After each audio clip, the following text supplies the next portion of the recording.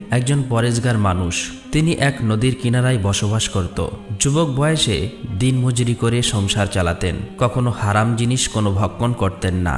সবসময় তিনি আল্লাহর সন্তুষ্টির জন্য ইবাদত করতেন এবং সৎ পথে থাকতেন। হঠাৎ তিনি একদিন অসুস্থ হয়ে পড়লেন। একদিকে পেটের ক্ষুধা, অন্যদিকে শরীরের অসুস্থতা তাকে চিন্তিত করে তুলল। আসলেই এটা ছিল আল্লাহ তাআলার পরীক্ষা। একদিন আবু সালেহ মুসা জঙ্গি রহমাতুল্লাহ আলাইহি কাজের প্রয়োজনে রওনা হলেন। যেতে যেতে তিনি কোনো এক নদীর কিনারায় গিয়ে হাজির হলেন। কয়েকদিন অনাহারে থাকার কারণে ক্ষুধার্ত এবং তৃষ্ণার্ত হয়ে পড়েছে, তাই তিনি সেখানে বিশ্রাম নিচ্ছিলেন। কিছুক্ষণ পর তিনি পানি পান করার জন্য নদীর একেবারে কিনারায় গিয়ে হাজির হলেন। ঠিক সেই সময় দেখলেন কোথা থেকে একটি আপেল নদীর স্রোতে ভেসে আসছে। এটা দেখে আবু সালেহ মুসা জঙ্গি রহমাতুল্লাহ আলাইহি সেই আপেলটি তুলে নিলেন। ক্ষুধার যন্ত্রণা এতটা তীব্র হয়ে উঠেছিল যে তিনি কোনো কিছুই চিন্তা করলেন না। ক্ষুধার্ত থাকার কারণে আপেলটি খেয়ে পেট ভরে পানি পান করলেন। অতঃপর তিনি আল্লাহর শুকরিয়া জানালেন, কিন্তু হঠাৎ মনে পড়ে গেল এই আপেলটি তো আমার নয়, কোনো এক অজানা ব্যক্তির। তাকে জিজ্ঞাসা না করে খেয়ে ফেলা মানেই তো চুরি করা। তাই তিনি মনে মনে বলতে লাগলেন, হে আল্লাহ, আমি ক্ষুধার কারণে আপেলটি খেয়ে ফেলেছি, না জানি আপেলটি কার। এখন আমার কি হবে? কাল কিয়ামতের দিনে আমি কি জবাব দেব? এখন তো আমার সেই ব্যক্তির কাছে ক্ষমা চাইতে হবে। এই চিন্তা তার হৃদয়ে ভীষণ অস্থিরতা এনে দিল। কিছুক্ষণ যাবার পর তিনি একা একা বলতে লাগলেন, যেভাবেই হোক আপেলটির প্রকৃত মালিককে খুঁজে বের করব এবং তার কাছে ক্ষমা চাইব। যদি সম্ভব হয় এর মূল্য পরিশোধ করে দেব। অতঃপর সেই আপেল গাছের মালিকের সন্ধান করতে লাগলেন। যেদিক থেকে আপেলটি ভেসে এসেছিল ঠিক তার উল্টো দিকে নদীর কিনারা ধরে যেতে লাগলেন। যেতে যেতে তিনি বহু পথ অতিক্রম করলেন। অবশেষে দূর থেকে লক্ষ্য করলেন কয়েকজন লোক দাঁড়িয়ে আছে। তখন তিনি সেখানে গেলেন এবং তাদেরকে জিজ্ঞেস করলেন, আপনারা কি বলতে পারবেন নদীর কিনারায় যে আপেল বাগান আছে এই আপেল বাগানের মালিককে? তখন তারা বললেন, ওই ব্যক্তির বাড়ি এখান থেকে কিছুটা দূরে, আগে গেলেই দেখতে পাবে। অতঃপর তিনি আবারও পথ চলতে লাগলেন। কিছু দূর যাবার পর নদীর কিনারায় একটি আপেল গাছ দেখতে পেলেন।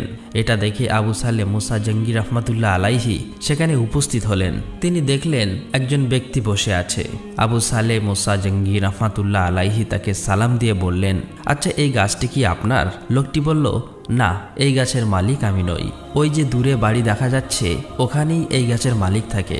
আপনি চাইলে সেখানে গিয়ে তার সঙ্গে দেখা করতে পারেন। অতঃপর আবু সালেহ মুসা জঙ্গি রহমাতুল্লাহ আলাইহি আর দেরি করলেন না, ওই বাড়ির দিকে রওনা দিলেন। বাড়ির কাছে গিয়ে সালাম দিয়ে বললেন, বাড়িতে কি কেউ আছেন? এই কথা বলার সাথে সাথে একজন ব্যক্তি বাইরে আসলেন এবং বললেন, কি ব্যাপার, আমাকে ডাকছেন কেন?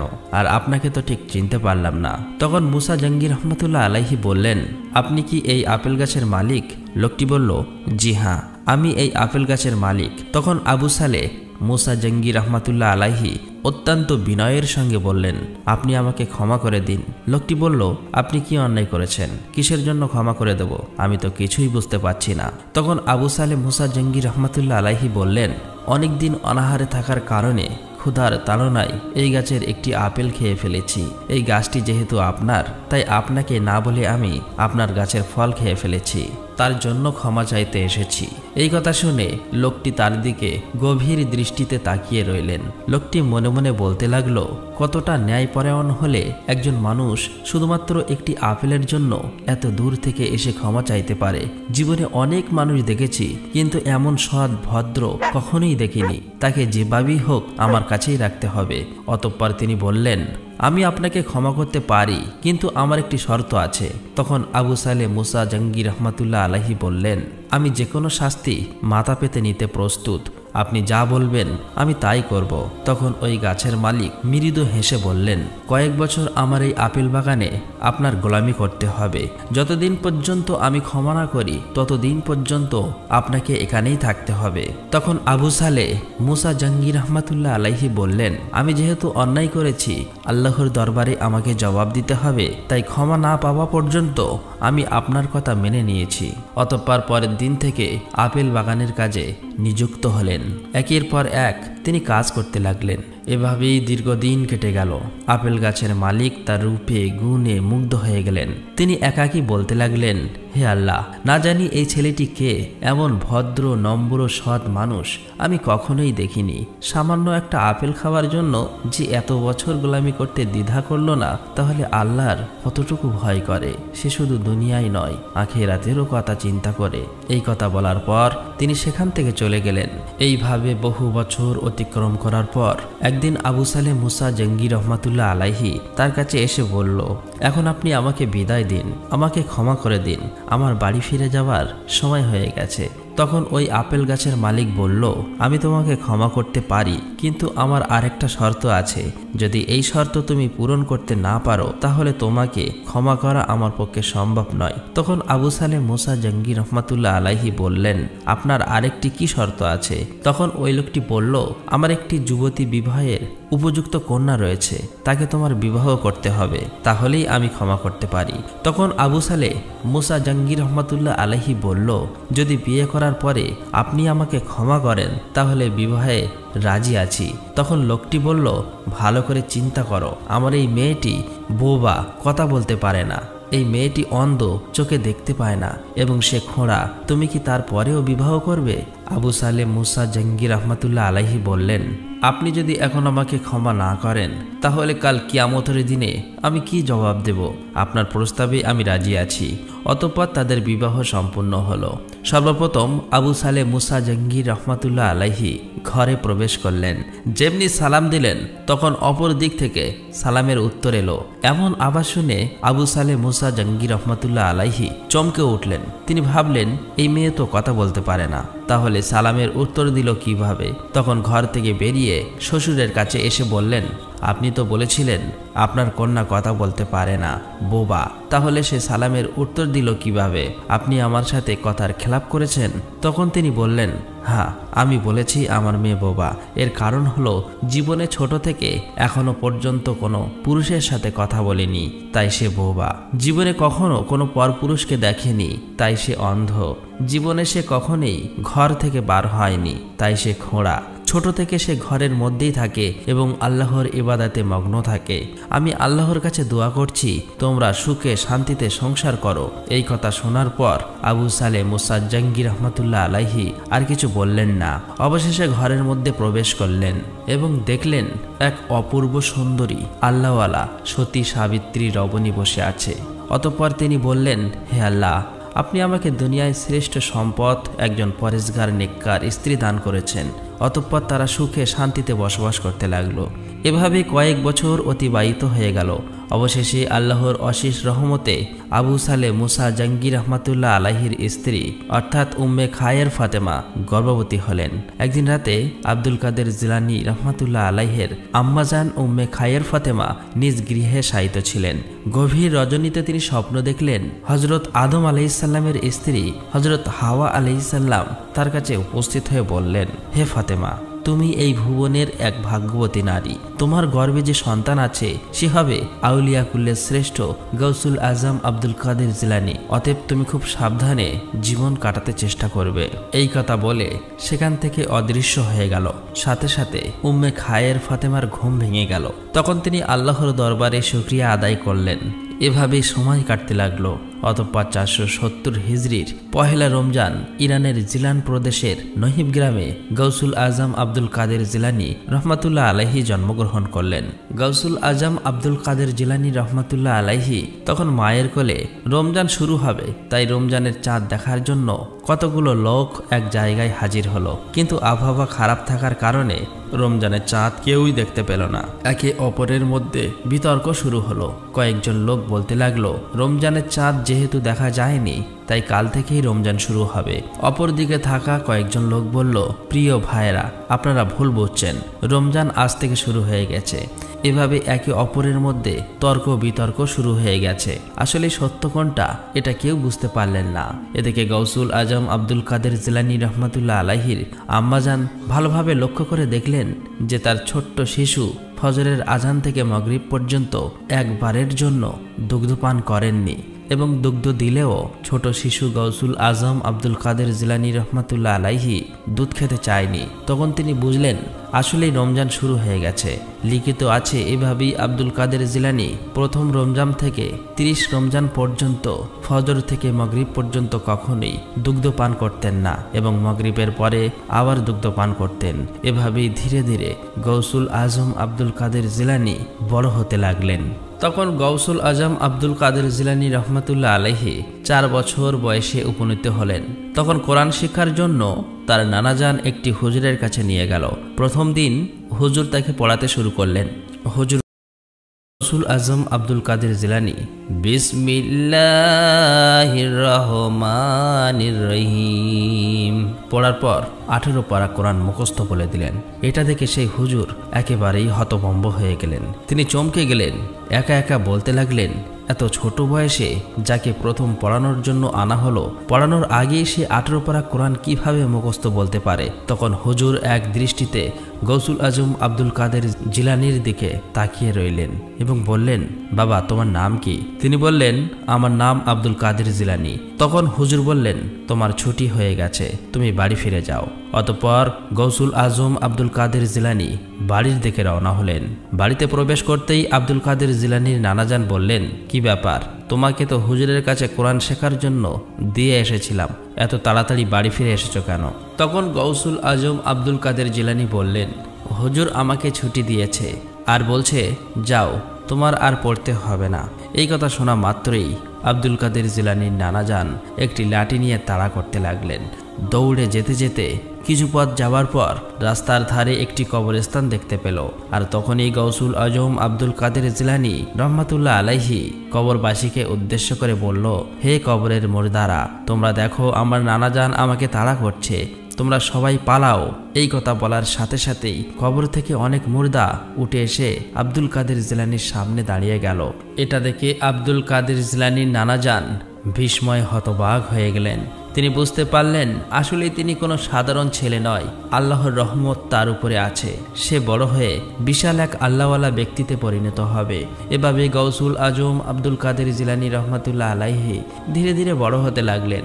একদিন গৌসুল আজম আব্দুল কাদের জিলানীর আব্বাজান ব্যবসার উদ্দেশ্যে কোনো এক দূরবর্তী জায়গায় যাবার জন্য প্রস্তুত হচ্ছিলেন। সেই সময় গৌসুল আজম আব্দুল কাদের জিলানী এসে বললেন, আব্বাজান আমি আপনার সঙ্গে যাব। তখন আবু সালে মুসা মৃদু হেসে বললেন, বাবা তুমি এখন ছোট, যেও না, একে তো দীর্ঘ পথ, তার উপর ভয়ঙ্কর জঙ্গল, এই জঙ্গলে অনেক বাঘ ভাল্লুক থাকে, তারা আক্রমণ করতে পারে। তখন গৌসুল আজম আব্দুল কাদের জিলানী বললেন, আব্বাজান তারা আক্রমণ করবে না, আমাকে নিয়ে চলো, আমি যাব। অতঃপর বালক আব্দুল কাদের জিলানীর কথা আর ফেলতে পারলেন না। পরের দিন বাবা ছেলে একসঙ্গে ব্যবসার উদ্দেশ্যে রওনা দিলেন। বাবা ছেলে উভয় যেতে যেতে জঙ্গলের মধ্যবর্তী স্থানে পৌঁছালেন। রহস্যময় এক জঙ্গল, ভয়ঙ্কর পশু পাখির ডাক, গা ছমছমে পরিবেশ। ঠিক ওই সময় তারা দূরে পাহাড়ের দিকে লক্ষ্য করে দেখলেন জঙ্গলের একটি বাঘ উকি মারছে, তাদের দিকে এক দৃষ্টিতে তাকিয়ে আছে। এটা দেখে আবু সালে মুসা জঙ্গি রহমাতুল্লাহ আলাইহি বললেন, আব্দুল কাদির ওই দেখো বাঘ, তাড়াতাড়ি চলো, নয়তোবা সে আক্রমণ করবে। এই কথা শেষ হতে না হতেই সেই বাঘটি হংকার দিয়ে তাদের দিকে আসতে লাগলো। তখন আবু সালে মুসা জঙ্গি ভয়ে কাঁপতে লাগলেন, কিন্তু আব্দুল কাদের জিলানীর চোখে এতটুকু ভয় নেই। এই সময় গৌসুল আজম আব্দুল কাদের জিলানী রহমাতুল্লাহ আলাইহি বললেন, আব্বাজান আপনি এখানেই দাঁড়ান, কিছুই হবে না। যখন বাঘটি তাদের কাছে আসলো তখন গৌসুল আজম আব্দুল কাদের জিলানী রহমাতুল্লাহ আলাইহি বাঘের দিকে সোজা তাকিয়ে দরাজ কণ্ঠে বললেন, হে জঙ্গলের বাঘ, আমার নাম আব্দুল কাদের জিলানী, আমি হলাম আল্লাহর বান্দা, রহমাতুল্লিল আলামিন মুহাম্মদুর রাসূলুল্লাহ সাল্লাল্লাহু আলাইহি ওয়াসাল্লামের উম্মত। এই কথা শোনা মাত্রই বাঘটি হঠাৎ থেমে গেল। তার দৃষ্টিতে আর কোনো হিংস্র নেই। বাঘটি মাথা নিচু করে আব্দুল কাদের জিলানীর সামনে এসে পায়ের কাছে পড়ল। আব্দুল কাদের জিলানী ও আবু সালে মুসা জঙ্গি রহমাতুল্লাহ আলাইহির পায়ে সালাম করলেন। এটা দেখে আবু সালে মুসা জঙ্গি রহমাতুল্লাহ আলাইহি বিস্ময়ে হতবাক হয়ে গেলেন। তারপর বাঘটি ধীরে ধীরে জঙ্গলের মধ্যে মিলিয়ে গেলেন। এই অলৌকিক ঘটনার পর আবু সালে মুসা উপলব্ধি করলেন ছোট আব্দুল কাদের জিলানী সাধারণ কোনো শিশু নয়, সে ভবিষ্যতে মহান আল্লাহর একজন বিশেষ অলিতে পরিণত হবে। এই ঘটনার বেশ কিছুদিন পর একবার বাগদাদে একটি গুরুত্বপূর্ণ এলাকায় ভয়াবহ আগুন লেগে যায়। আগুন দ্রুত ছড়িয়ে পড়ে এবং এলাকাবাসীর ঘরবাড়ি ধ্বংস হতে শুরু করে। লোকেরা আতঙ্কিত হয়ে তিকবিক ছুটতে থাকে এবং তাদের সম্পদ বাঁচানোর চেষ্টা করে, কিন্তু তারা কিছুই বুঝতে পারছে না, কারণ আগুনের তীব্রতা এতটাই বেশি ছিল যে কেউ আগুন নেভাতে সক্ষম হচ্ছিল না। এই অবস্থায় সবাই আব্দুল কাদের জিলানী রহমাতুল্লাহ আলাইহির কাছে ছুটে আসলেন। তারা জানায় যে আব্দুল কাদের জিলানী, তুমি একটা কিছু করো, আগুন আমাদের জীবন ও সম্পদ সম্পূর্ণ ধ্বংস করে দিচ্ছে। তখন আব্দুল কাদের জিলানী রহমাতুল্লাহ আলাইহি এই সংবাদ শুনে বললেন, তোমরা ধৈর্য ধারণ করো এবং আল্লাহর উপরে ভরসা রাখো। অতঃপর আব্দুল কাদের জিলানী অতি দ্রুত ঘটনাস্থলে যান। সেখানে গিয়ে দেখল সমস্ত কিছু প্রায় পুড়ে শেষ হয়ে গেছে, কিছুটা মাত্র বাকি। তখন আব্দুল কাদের জিলানী আল্লাহর কাছে দোয়া করে বললেন, হে আল্লাহ, তুমি চাইলে সবকিছুই সম্ভব। আল্লাহ গো, তুমি তো নমরুদের আগুন থেকে ইব্রাহিম আলাইহিসসালামকে বাঁচিয়েছিলেন, দয়া করে মেহেরবানি করে আজকে আমাদের রক্ষা করুন। এই কথা বলে আগুনকে নির্দেশ দিল, এই আগুন থেমে যাও, আল্লাহর নির্দেশে তুমি আর ক্ষতি করতে পারবে না। তার এই কথা বলার সঙ্গে সঙ্গে আগুন ধীরে ধীরে থেমে যায়। আশেপাশের লোকেরা চাক্ষুষ দেখল যে আগুন আর ছড়াচ্ছে না এবং আগুনের জ্বলন্ত শিখা পুরোপুরি নিভে যাচ্ছে। এটা দেখে সবাই হতবাক হয়ে গেল। এই অলৌকিক ঘটনা দেখে যারা অমুসলিম ছিল আব্দুল কাদের জিলানীর হাতে হাত দিয়ে মুরিদ হয়ে গেল, আল্লাহর প্রতি পূর্ণ বিশ্বাস ও ঈমানদার হয়ে গেল। এভাবেই আব্দুল কাদের জিলানী যখন ছোট থেকে বড় হয়ে উঠল, তখন আল্লাহর একজন অলিতে পরিণত হয়ে গেল। আব্দুল কাদের জিলানী সবসময় আল্লাহর ইবাদতে মগ্ন থাকতেন।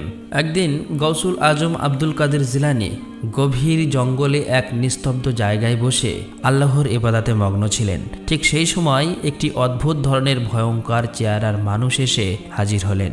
এটা দেখে গৌসুল আজম আব্দুল কাদের জিলানী অবাক হয়ে গেলেন। মনে মনে ভাবতে লাগলো, এই গভীর জঙ্গলে মানুষের কোনো দেখা নেই, তবে এই ধরনের মানুষ কোথা থেকে এলো? এই অদ্ভুত চেহারার মানুষটি ধীরে ধীরে তার কাছে এসে বলল, হে আব্দুল কাদের জিলানী, তুমি তো আল্লাহর খাস বান্দা, তাহলে গভীর জঙ্গলে কি করছো? তখন আব্দুল কাদের জিলানী বলল, তুমি আমার নাম জানলে কিভাবে, আর আমার সাথে তোমার কি দরকার?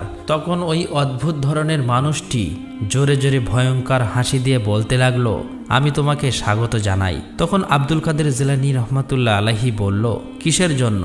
আর এখনো আমার প্রশ্নের উত্তর দিলে না কেন?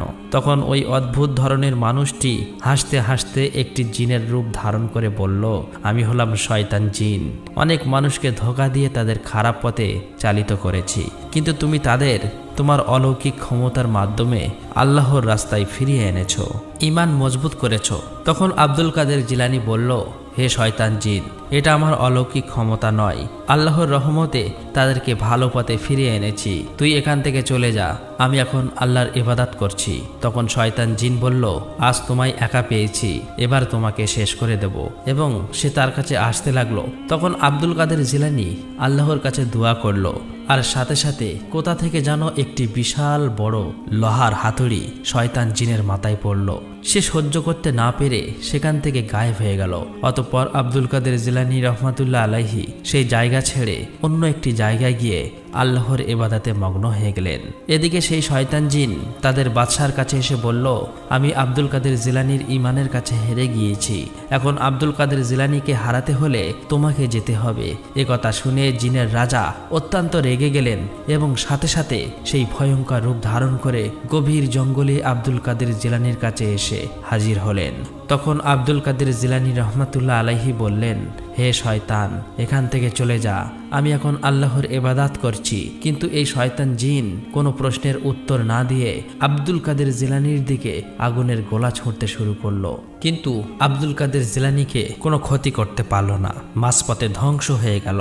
তখন এই শয়তান জিন সমস্ত শক্তি দিয়ে আবারও আক্রমণ করতে যাবে। এমন সময় আব্দুল কাদের জিলানী আল্লাহর কাছে দোয়া করলো।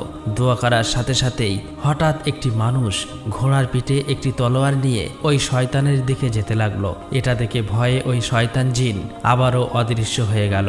সেই সাথে সাথে ওই লোকটিও অদৃশ্য হয়ে গেল। তখন আব্দুল কাদের জিলানী বুঝতে পারল আসলে এটা আল্লাহ থেকে সাহায্য এসেছে। অতঃপর আব্দুল কাদের জিলানী সেই জায়গা ত্যাগ করে অজানা এক নিস্তব্ধ প্রতিকূল পরিবেশের মধ্যে এসে হাজির হলেন এবং তিনি সেখানে কোরআন তেলাওয়াত শুরু করলেন। সেদিন রাতের বেলা বৃষ্টি শুরু হলো। বৃষ্টির মধ্যে দেখতে পেল এক রহস্যময় আলো। গায়েব থেকে কেউ যেন বলতে লাগলো, হে আব্দুল কাদের জিলানী, তোমার ইবাদতে আমি খুশি হয়েছি। এখন থেকে সমস্ত হারাম জিনিস তোমার জন্য হালাল করে দিয়েছি। এখন তুমি যা ইচ্ছে তাই করতে পারো, তোমাকে আর কখনো ইবাদত করতে হবে না। তখন আব্দুল কাদের জিলানী রহমাতুল্লাহ আলাইহি বুঝতে পারল এটা ওই শয়তান জিনের কাজ। সাথে সাথেই তিনি তার অলৌকিক ক্ষমতার মাধ্যমে ওই শয়তানকে বন্দী করলো। তখন ওই শয়তান জিন বলতে লাগলো, হে আব্দুল কাদের জিলানী, তুমি তোমার ঈমান এবং জ্ঞানের কারণে বেঁচে গিয়েছো, নয়তো তুমিও গোমরাহ হয়ে যেতে। আমি এভাবেই ষড়যন্ত্র করে এখনো পর্যন্ত হাজার হাজার আল্লাহওয়ালা মানুষের ঈমান ধ্বংস করে দিয়েছি, কিন্তু তোমার কাছে হেরে গেলাম। তুমি তো তোমার ক্ষমতার মাধ্যমে জিতে গেছো। তখন আব্দুল কাদের জিলানী বলল, হে শয়তান জিন, আমার কোনো ক্ষমতা নেই।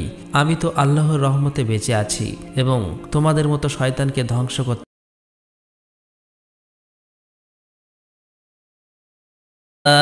রহমানির রহিম পড়ার পর 18 পারা কোরআন মুখস্থ বলে দিলেন।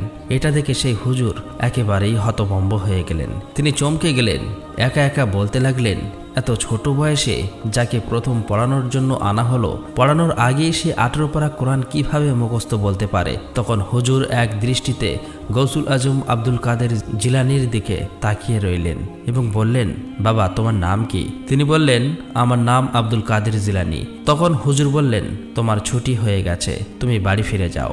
অতঃপর গৌসুল আজম আব্দুল কাদের জিলানী বাড়ির দিকে রওনা হলেন। বাড়িতে প্রবেশ করতেই আব্দুল কাদের জিলানীর নানাজান বললেন, কি ব্যাপার, তোমাকে তো হুজুরের কাছে কোরআন শেখার জন্য দিয়ে এসেছিলাম, এত তাড়াতাড়ি বাড়ি ফিরে এসেছো কেন? তখন গৌসুল আজম আব্দুল কাদের জিলানী বললেন, হুজুর আমাকে ছুটি দিয়েছে আর বলছে যাও, তোমার আর পড়তে হবে না। এই কথা শোনা মাত্রই যখন বাঘটি তাদের কাছে আসলো, তখন গৌসুল আজম আব্দুল কাদের জিলানী রহমাতুল্লাহ আলাইহি বাঘের দিকে সোজা তাকিয়ে দরাজ কণ্ঠে বললেন, হে জঙ্গলের বাঘ, আমার নাম আব্দুল কাদের জিলানী।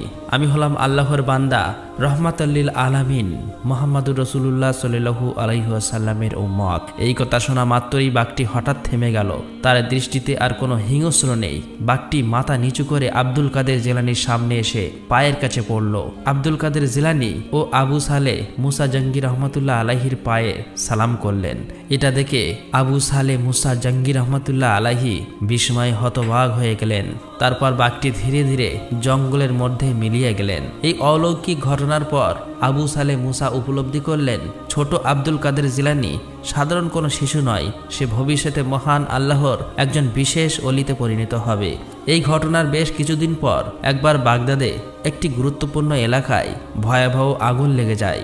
আগুন দ্রুত ছড়িয়ে পড়ে এবং এলাকাবাসীর ঘরবাড়ি ধ্বংস হতে শুরু করে। লোকেরা আতঙ্কিত হয়ে দিকবিক ছুটতে থাকে এবং তাদের সম্পদ বাঁচানোর চেষ্টা করে, কিন্তু তারা কিছুই বুঝতে পারছে না, কারণ আগুনের তীব্রতা এতটাই বেশি ছিল যে কেউ আগুন নেভাতে সক্ষম হচ্ছিল না। এই অবস্থায় সবাই আব্দুল কাদের জিলানী রহমাতুল্লাহ আলাইহির কাছে ছুটে আসলেন। তারা জানায় যে, আব্দুল কাদের জিলানী, তুমি একটা কিছু করো, আগুন আমাদের জীবন ও সম্পদ সম্পূর্ণ ধ্বংস করে দিচ্ছে। তখন আব্দুল কাদের জিলানী রহমাতুল্লাহ আলাইহি এই সংবাদ শুনে বললেন, তোমরা ধৈর্য ধারণ করো এবং আল্লাহর উপরে ভরসা রাখো। অতঃপর আব্দুল কাদের জিলানী অতি দ্রুত ঘটনাস্থলে যান। সেখানে গিয়ে দেখল সমস্ত কিছু প্রায় পুড়ে শেষ হয়ে গেছে, কিছুটা মাত্র বাকি। তখন আব্দুল কাদের জিলানী আল্লাহর কাছে দোয়া করে বললেন, হে আল্লাহ, তুমি চাইলে সবকিছুই সম্ভব। আল্লাহ গো, তুমি তো নমরুদের আগুন থেকে ইব্রাহিম আলাইহিসসালামকে বাঁচিয়েছিলেন, দয়া করে মেহেরবানি করে আজকে আমাদের রক্ষা করুন। এই কথা বলে আগুনকে নির্দেশ দিল, এই আগুন থেমে যাও, আল্লাহর নির্দেশে তুমি আর ক্ষতি করতে পারবে না। তার এই কথা বলার সঙ্গে সঙ্গে আগুন ধীরে ধীরে থেমে যায়। আশেপাশের লোকেরা চাক্ষুষ দেখল যে আগুন আর ছড়াচ্ছে না এবং আগুনের জ্বলন্ত শিখা পুরোপুরি নিভে যাচ্ছে। এটা দেখে সবাই হতবাক হয়ে গেল। এই অলৌকিক ঘটনা দেখে যারা অমুসলিম ছিল আব্দুল কাদের জিলানীর হাতে হাত দিয়ে মুরিদ হয়ে গেল, আল্লাহর প্রতি পূর্ণ বিশ্বাস ও ঈমানদার হয়ে গেল।